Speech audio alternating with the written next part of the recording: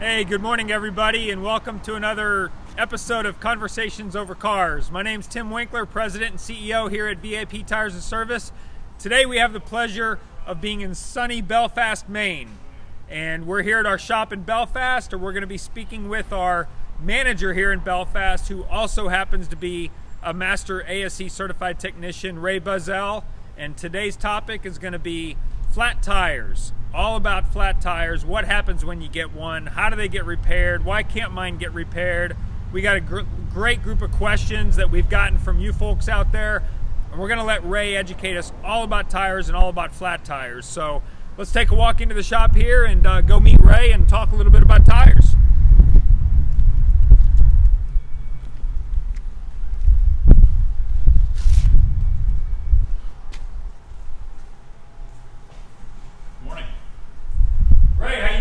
Hey Tim, how are you? Doing well. So this is Ray Buzzell. Ray, as I said, is our service manager here in Belfast, and Ray has a really great story of his VIP career that I want him to share just a little bit of before we start talking tires. And I mentioned to you earlier, Ray runs our shop here in Belfast.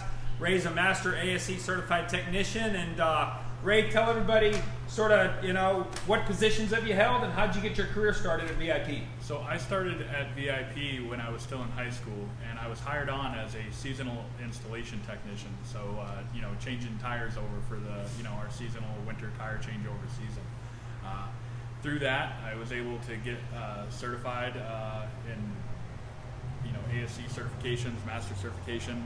As far as that's concerned, I spent many years with the company.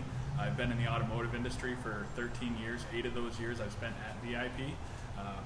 Coming up in October will be my 6th year here at the Belfast location. Yeah, and Ray was actually the master technician here at the Belfast location several years ago. And when we had an opening for the service manager job, Ray raised his hand and said, you know what? Give me a chance. I'll throw my name in the hat. So we did that, and it's worked out great. Things have gone very well here. We do our best to take care of customers, and from a standpoint as a manager, I find it easier to, with my technical background, explain car issues to customers and drawing on that experience. And he's building a great team here too. He's got a master technician here and other guys with a lot of ASE certifications. As you can tell by the patches up and down Ray's shirt here, he's a big believer in the ASE certification process, and he's got his team following the same path. So that's right. It's all good stuff. So today, Ray, we're talking about flat tires. So very first question, customers drive and all of a sudden they get a flat tire. They realize their tire's flat. Maybe their dash light tells them, or maybe they're hearing that thump, thump, thump, thump. Right. What do they do? What's the first thing they do, and what's the first call they make? So the first thing you should do if you get a flat tire, obviously, is find a safe spot to pull over. Get out, take a look at it, see, okay, I have a flat tire. Next thing, hey, where do I go from there? Some vehicles are equipped with a spare, some vehicles aren't. If your vehicle's equipped with a spare and you feel like you can confidently put that tire on and get yourself to a service station to get your actual tire repaired or replaced, then by all means, get it done. If you don't feel confident in that, if you don't feel like you can safely install a tire on the side of the road, you definitely want to call, if you got a friend or a family member that can help, if you've got a roadside assistance program, anything like that, you want to, phone a friend. Yeah. And once you've done that, you can, get your vehicle or your tire to a service station to get it repaired and replaced. Safety is always the number one priority. Exactly. So if you can do it yourself safely, great. If not, let's get an expert involved, right? Exactly. So somebody shows up then, Ray, and says, okay, I've got this flat tire, right? What are some of the first things you look at to try to assess that flat tire situation? So, evidence. What caused the tire to go flat? And now that the tire has gone flat, can it be repaired? So, I have a couple examples here. I have this tire, which we found to be flat, had a low pressure issue. We did find a puncture in it. Unfortunately, that puncture was too close to the sidewall. We weren't able to repair that. So Ray, you just used the term, but I want you to expand on it. You just used the term sidewall as if everybody in the world knows what a sidewall is, right? So quick, sidewall, shoulder, tread, tell us what you're talking about. Okay, so tire sidewall, basically this flexible portion of the tire, Yep. right? Exactly what it sounds like. It's on the side. That's the sidewall. You've got the shoulder, which is the outside edges of the tire, okay?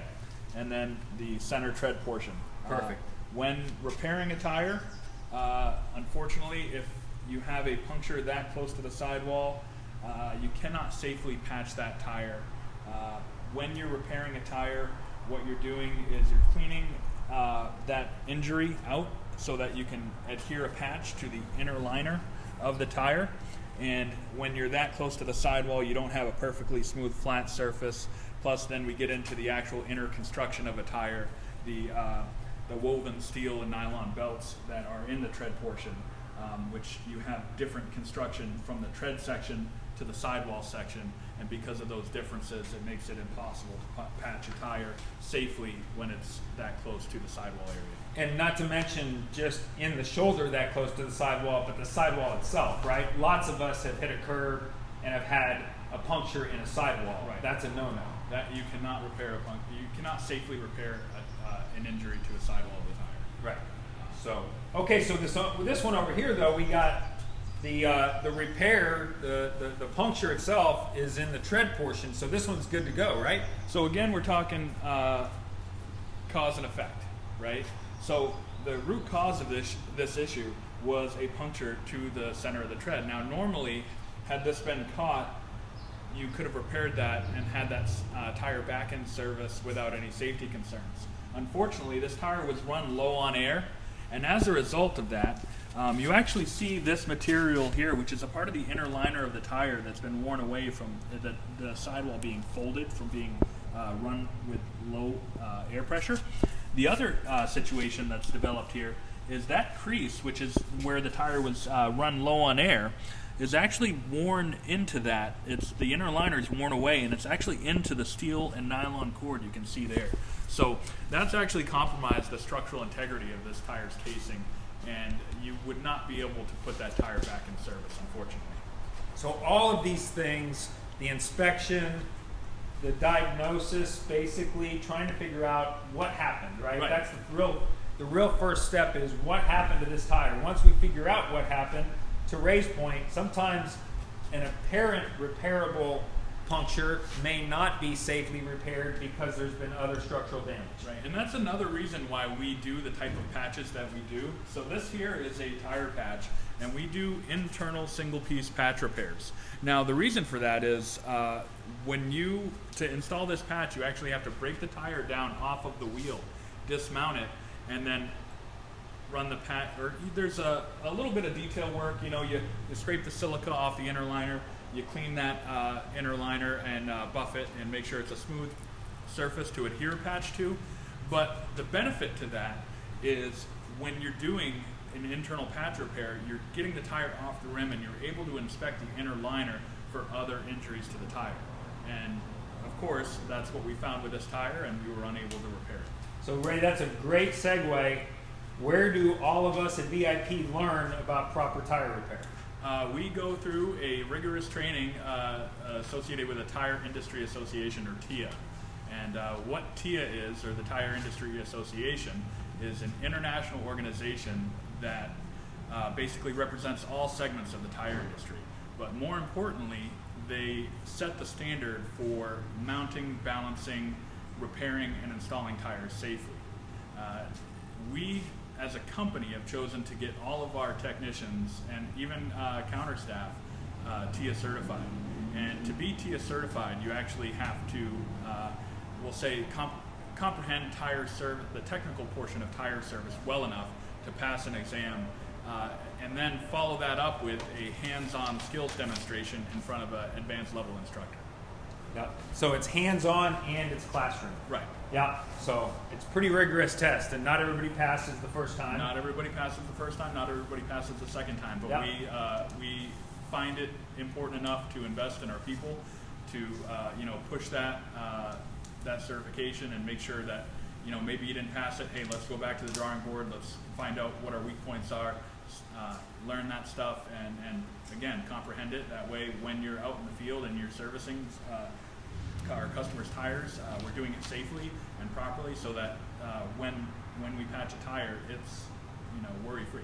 And the customer safety is number one. That's what it comes down to. Right. All right. People have heard of this term. Tell us what run flat means. What's a run flat tire, and why is it important to know what it is? So a run flat tire is a tire that can be driven on with little to no air pressure in it. So a situation like this happens, you get a puncture in a run flat tire, you can continue driving. You don't have to pull over to the side of the road and find a spot to change. You just keep on going, and you can still repair it. You can still properly patch a run flat tire, and you get it to a service station, you get it patched. So a tire just like this, if this had been a run flat tire, constructed as a run flat tire, they would not have seen the same internal damage that this tire did. No, not at all. Right.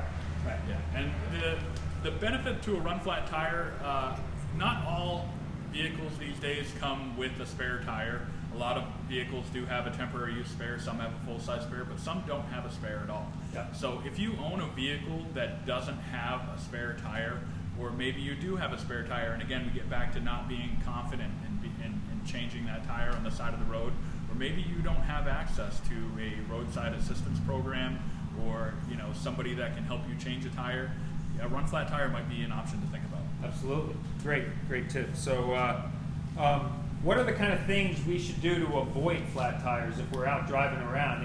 Anything we should be looking for? One thing, maintenance. Okay? Maintenance. So if you are maintaining your vehicle's tires, and another thing that you mentioned earlier, your onboard tire monitoring systems. Mm-hmm. So a lot of newer vehicles, actually since 2007, are equipped with onboard tire pressure monitoring systems. A lot of people know because they've got that little blinky yellow exclamation point on the dashboard. If that light's on, that means you either have an inflation issue or you have a problem with that system. So if we can maintain that system, if we can keep that system working, then you can find out about a puncture before you actually have a flat tire and a damage to the tire to where it can't be fixed. So maintaining that system, if your vehicle's equipped with it, is a big one. We are all, again, TIA certified, which part of that is learning about those systems, how to repair and maintain them. If your vehicle isn't equipped with an onboard monitoring system, it's always good to check your pressure periodically. Yeah. If you're getting ready to take a trip, definitely want to do a little pre-trip inspection, check your pressures, check your tire wear. Things you can do to keep tires lasting, like rotating and balancing, checking your alignment, making sure that's correct.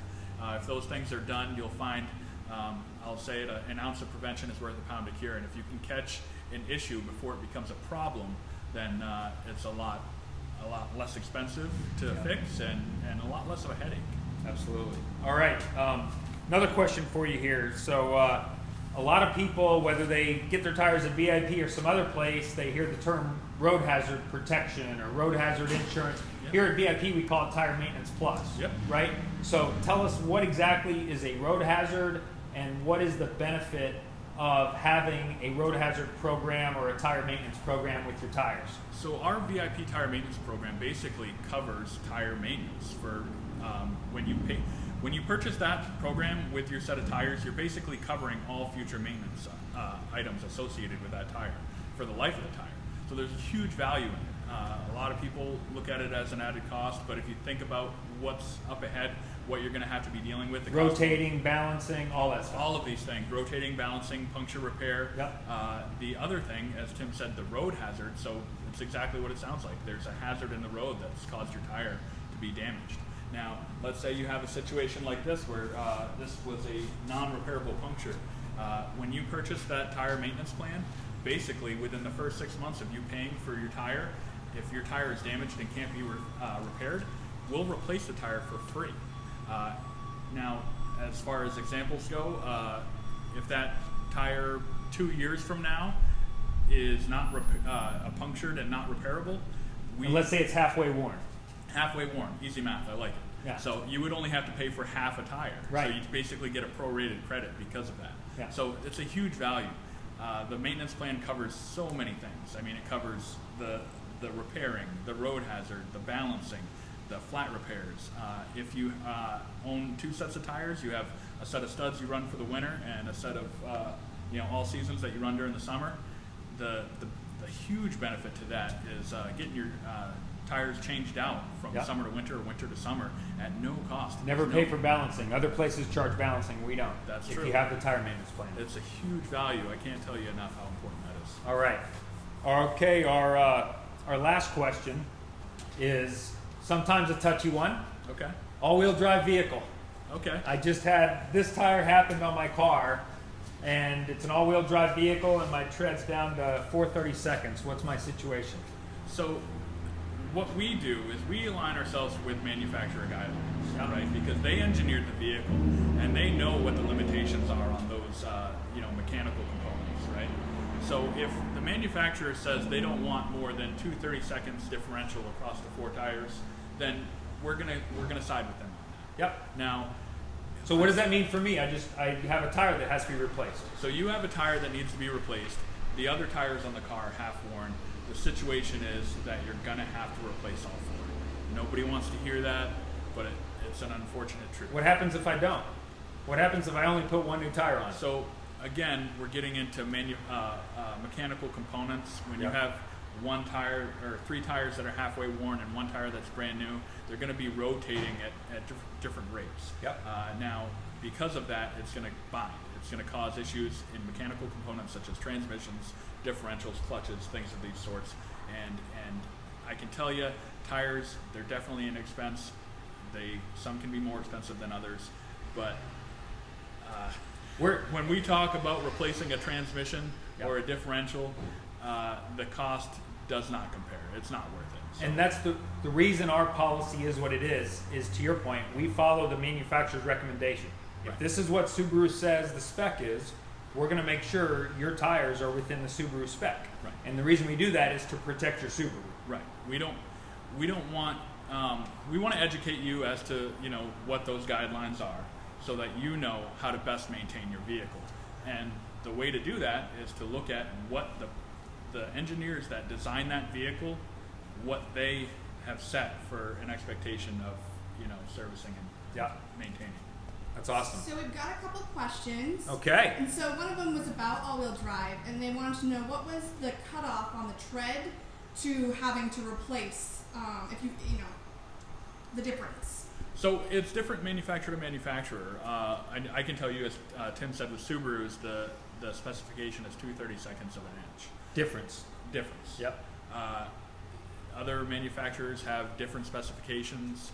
Some are 4/32. Again, it's a case-by-case basis. So what we do is when we have a vehicle that comes in and we're in this scenario, we go to the manufacturer and we ask, hey, what is your requirement for this? And then we educate you. And a lot of that information is available online, whether okay. it's in an owner's manual or in a technical service bulletin. If people are really curious or they have a specific vehicle and they have a question about it, let's say it's a Toyota RAV4 all-wheel drive, right? And we may not know off the top of our heads what that spec is.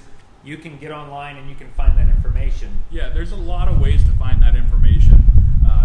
Obviously, VIP is a rather large company in our region, so we also have a pretty deep well of minds to draw from. Yep. So if I'm not sure, we may have a technician that is a Toyota certified technician. I can get with him because none of us is as smart as all of us. So when we put our heads together, we can find the best way to take care of a customer's vehicle. Yep, great. And Logan also asked, could I get away with replacing just the rear tires at half wear on the front? Are we're talking all-wheel drive, right? Well, I think so, but let's talk about both. if it's two-wheel drive car, then the answer is absolutely, right? Yes, of course. So if it's let's say with a front-wheel drive vehicle, you can definitely do that. You want on the drive axle, so if we're talking front-wheel drive on the front of the vehicle, you want those tread depths to be close. There's specifications for that as well, but we can segue that into mismatching tires on a front-wheel drive car. A lot of the common misconception is that you want to have the best tires on the front of a front-wheel drive car. No! I can tell you for a fact that's not true. You want to, with the front-wheel drive, you have your engine and transmission, big heavy components over the front tires. With that weight, you get traction, so you're not going to have to worry about the front tires, losing traction or sliding around on you as much as the back of the car, which is a lot lighter. And going through a turn or a corner, especially wet conditions. In wet conditions, it's a lot more likely for the rear of the car to slide around on you. So for safety, we definitely want to have the better traction tires on the rear of the front-wheel drive car. No matter what kind of car it is. If you're putting 2 new tires on any kind of car, the 2 new tires always go on the rear. Correct. Yeah. So. We also have a question. Can you patch run flat tires? Yes, you can. You absolutely can. Same of course, process, right? Yes, with the same caveat of as long as it's in an area that we can patch safely. Right. So within the shoulder of the tire, which we talked about with the outside edge. Yep. All right. Well, thank you so much, Ray. This has been very educational, and I'm sure all of our viewers out there learned a little bit about tires today and about flat tires and repairing tires and TIA certification. So thank you, everybody, for watching, and we'll see you next week on another episode of Conversations Over Cars.